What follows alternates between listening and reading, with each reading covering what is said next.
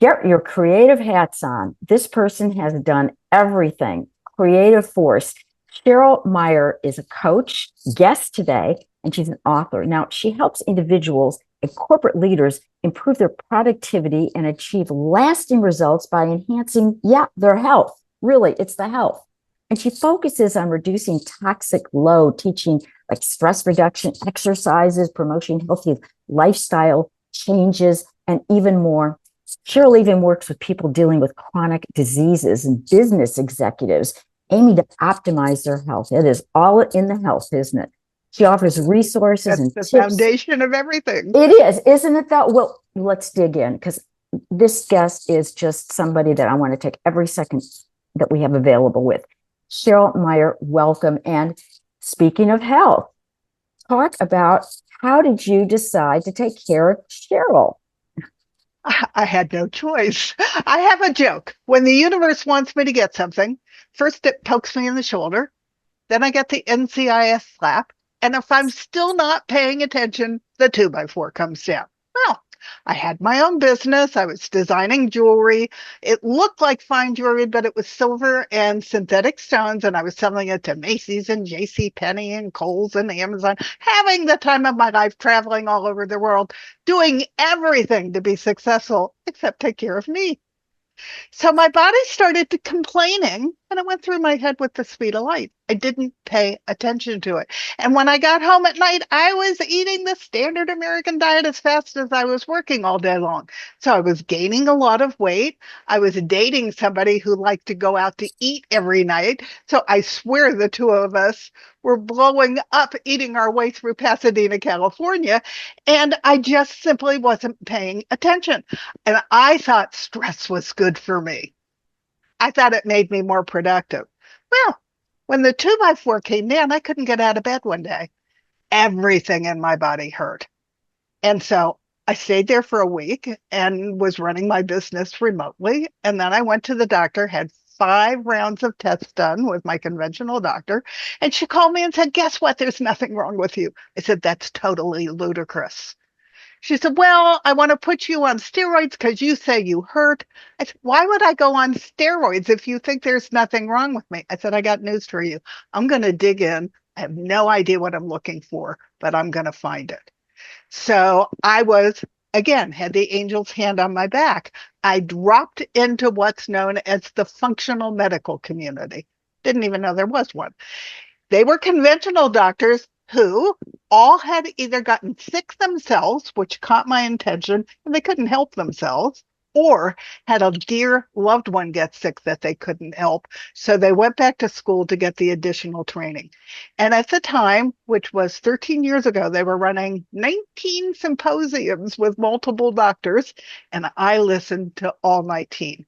And I made notes of what were the threads that they were all saying over and over again. I figured out that I probably had autoimmune disease from listening to them, which is a chronic disease. There's 140 of them that are named, but then there's a whole bunch of things going on with people that are autoimmune that aren't named. So I wrote that down. When I read that I should be eating real food, that resonated with me because I grew up on real food. So we in California had GMOs on the ballot and it failed. I had no idea what it was. So I started going into why should you spend the money to eat organic? Why did you need real food? And what the heck were GMOs? So that was the second place. I knew I had almost no cortisol left in my body. I had used it all up with my stress, and I was borderline Addison's disease, which was something President Kennedy had, by the way. But thank God I did not go over that toxic load and into Addison's disease because it would have been very difficult to reverse that. But I knew I had a cortisol problem. And my doctor said, what's to do? You're not diseased yet. No. I started looking for solutions for my stress, and I started doing yoga in town, and it ended up being a Tao form of yoga, which became very important because that's why I'm now in Sedona. They have a 150-acre reserve here in Sedona, and my husband's gotten very involved with that. So those were the 3 places I started, and then I started looking at what should I be eating. And I learned a lot from a doctor named Dr. Deanna Minich, who is a PhD, and she believes in the rainbow diet. Well, I've always been about the rainbow. My jewelry was all the rainbow. That's what made me different from all my competitors. I made jewelry in all the colors, and I respond to color. Sorry, I thought I had him out of here. But He I responds to I colors. adopted the rainbow diet, and the more I learned about the rainbow diet, the more I think it is the foundation that everyone should follow, because it's really the beginning of health. And what it means is you eat every single color of whole foods as close to the farm as possible. In California, we grew all the food for the country, so it was easy. I had farmers markets galore. Here in Arizona, it's been a little bit more of a challenge, but I'm figuring it out. And the reason you want to get it close to the farm is because within 3 days, they start to lose all their goodies, and they have essential nutrients, minerals, they have essential vitamins, and they have something called phytonutrients, which 13 years ago was emerging science. And they thought there were maybe 10,000 of them. Well, they now know there's over 100,000 of them. They come from plant foods, and they give our bodies gifts. And each color denotes different gifts for our body. And the best part of all is they get in our body and they party and they have fun and they create wellness from the inside out. I call it eating from the pharmacy. Pharmacy. And I have 20 healthy habits that I want everyone to eventually adopt, but that's the foundation for everything. Begin with food.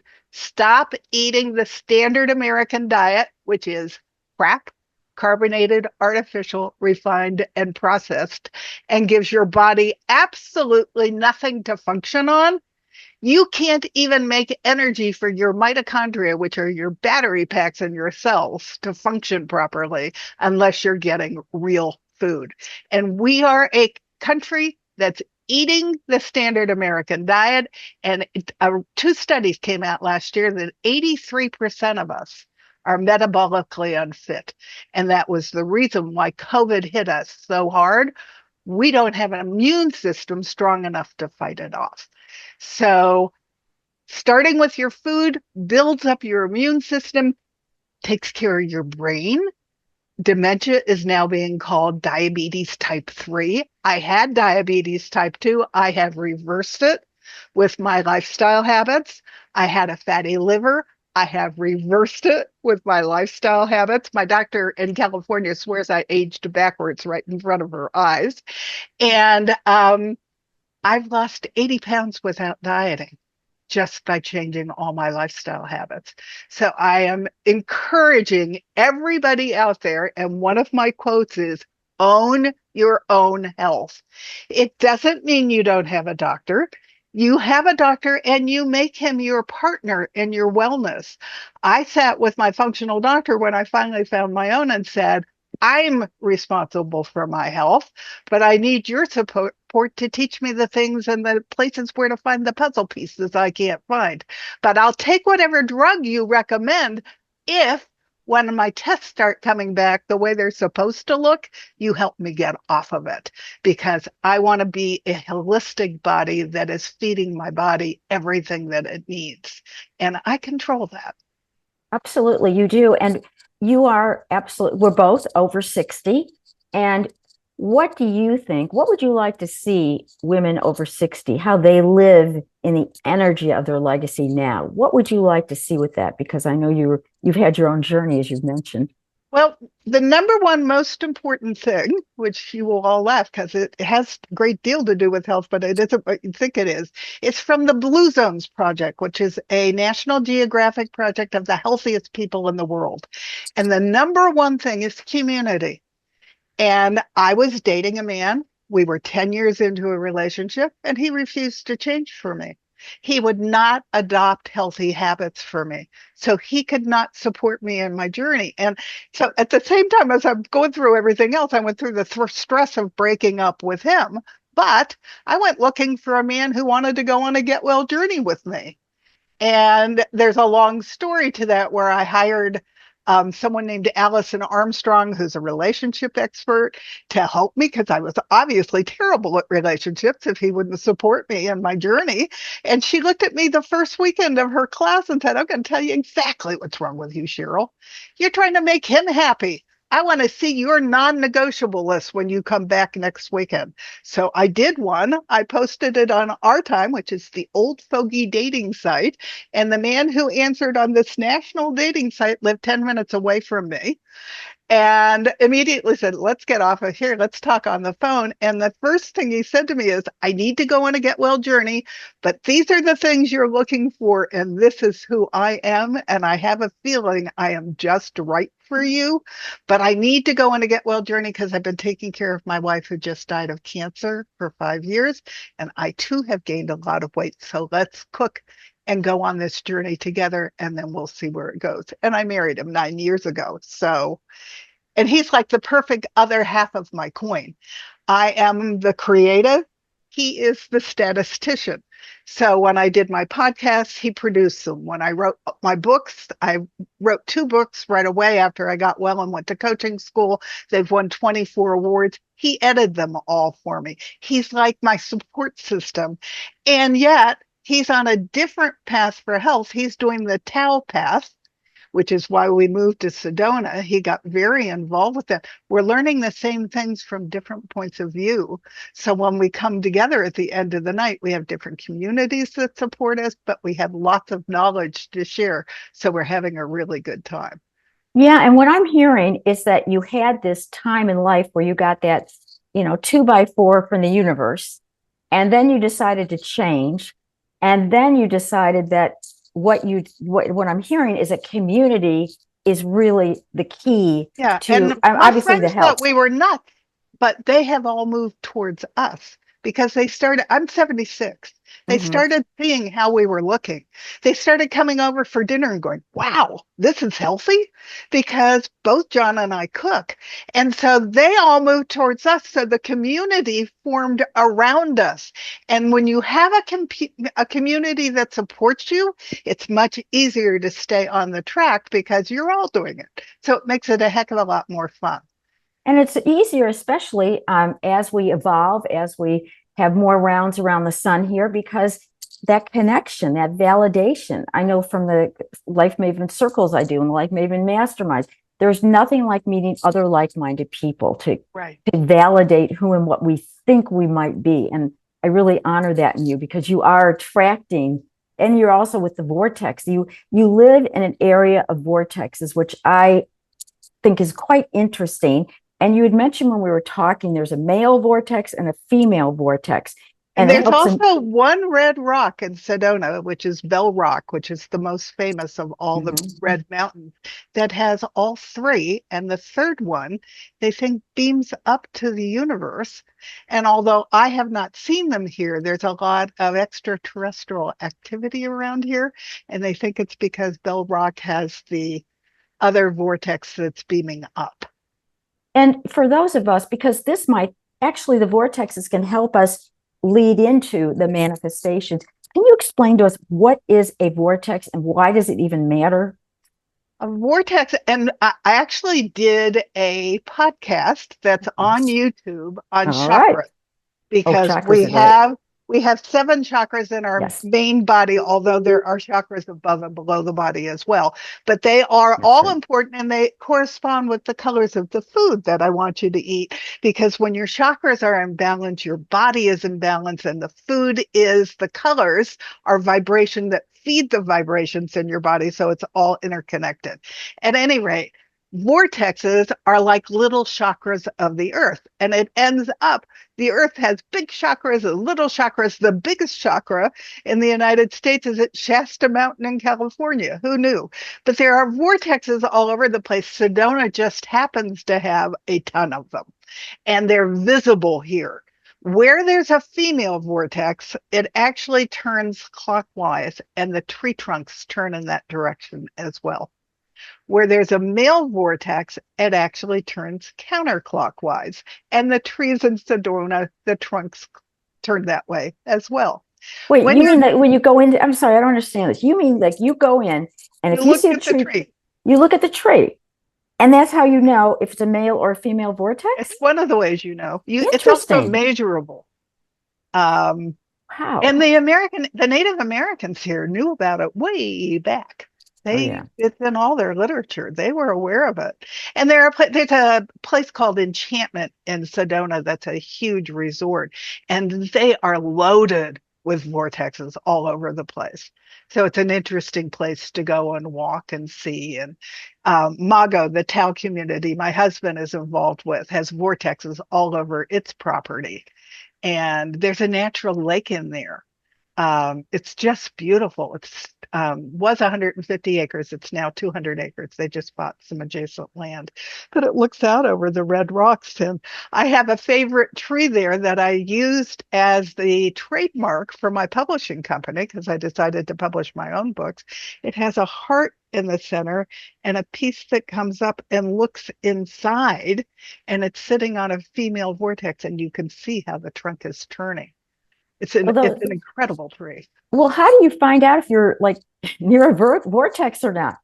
I mean, Well, we read. I mean, we got interested, and then so we just started reading. And there is a book about the Native Americans and how they discovered them and how they had identified them. Some of it we learned from taking Tao classes out at the Mago Center, because one of the masters there took us to go see some of the vortexes. So you look, and this is a very spiritual area, so you can go learn anything that you want in this area. It's loaded with people who believe all this stuff, and I'm learning from them by being here. And what I love is that you're like a kid in a candy shop when it comes to learning.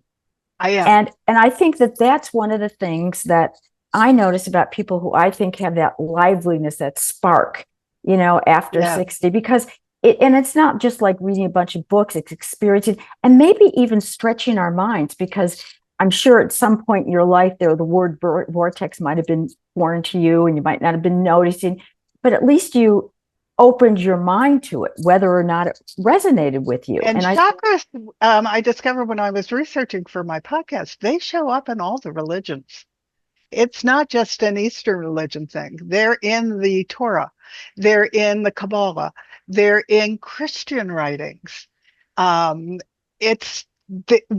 were all aware of the energy, and for some reason we seem to move away. And there's a whole chart of energy, and the whole key is to get as high up in the energy levels as we can. The lower energies are the guilt and the anger and the frustration, and it's everywhere. So what do you do when you're around those people? You stay in the upper areas, which is gratitude and love and self-love and compassion. And you can actually practice to go into those areas. I'm doing the beginnings of heart math. And heart math quiets your brain because it likes the status quo. It wants you to stay in the status quo. So you got to quiet it. You breathe through your heart for 3 minutes until your whole focus is on your heart energy. And your heart energy is where all the higher vibrations exist and live. So you go into your self-love and your gratitude and your kindness. It is the most amazing practice to do this. And then when you're all done doing all that, before you leave that meditation, I'll call it a meditation, then that's when you do your manifestation as if it's happening right now in the now. You think about what it is you want to create in your life, and you feel it as if it's occurring now. And you have so much to offer. We could go on all day, but I also want our listeners to know what you can offer them. I have a couple of things I want to offer them. I have a free magazine that's in a flip book online, and right underneath it is my How to Eat book. It's not complicated, because people say, why should I believe you? I'd believe me because if you saw me before and you see me now, it's night and day. So there, if you go to my website, which is just like the word under my name, cherylmhealthmuse.com, first page will lead you to the magazine, which will then lead you to my It's Not Complicated How to Eat book. They're free. They're in flipbook, but they are loaded with a ton of things that you need to learn to start your wellness journey. And right next to it is my desktop guide to stress, which you could buy as a little hardback book on Amazon, but I offer it for free there because you have to learn to breathe I do it every day at 10 and 2. That's how I got my cortisol to build back up. That's how I let the top off of my stress. And you are so much more productive when you are not stressed. It's night and day. But stress impacts every single organ in your body and every body system. So it's not just food. Stress is crucial, but those are two great places that I chose to start to get to absolute wellness. And somebody said to me, am I as healthy as I say I am? Health is a journey. I'm on a journey. I am still looking for my puzzle pieces, and I'm looking all the time. So I'm learning all the time. So I'm sharing with the world all the time because I want people to learn. I look at it as a layman, and then I find ways to implement, because if you learn it and you don't implement it, it doesn't do you any good. No, it So doesn't. own it and implement. Okay. And then my big event that I've been working on is I'm going to start running retreats in my home just south of Sedona starting in May. And they're based on self-love, because food is the foundation for wellness. Self-love is the foundation for all your hopes and dreams. And I'm becoming a Psych K facilitator, which is teaching me how to help you get past your subconscious blocks so that you do implement the things that are important that you learn, so that you truly can create your hopes and dreams, whether it's your health, whether it's finding yourself a John like I found, or whether it's success in business. It starts with self-love. Self-love is the foundation, and nobody's going to leave here without testing through muscle testing that they now love themselves. And there's a whole thing that I'm going to put everybody through so that they show themselves love. Love is an action verb. You can't just say you love yourself and not show yourself every day. And the first way you show yourself is by eating the rainbow, because that's what feeds you wellness. And that's the ultimate self-love.